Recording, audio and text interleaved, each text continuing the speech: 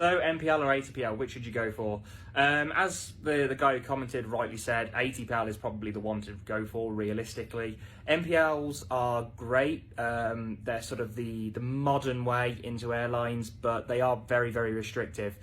They are sponsored by an airline from day one, and just to clear things up, sponsored by an airline unfortunately doesn't mean the airline pays for it.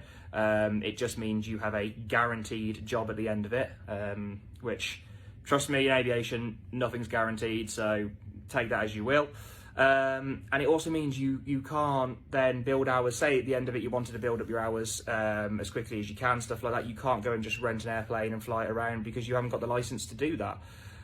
If that airline who supplied your MPL goes bust, so looking back at Monarch and stuff like that, which did use the MPL scheme, it can be very, very difficult to get another job. Now, in the past, we have been lucky. Other airlines have been willing to take over the pilots on the MPLs, but that's not guaranteed. If an airline goes under, it's usually because the economy is not in a great state, which means other airlines might not be in the position to take you on. They're more likely to take on the senior guys who have been there years and got thousands of hours, realistically.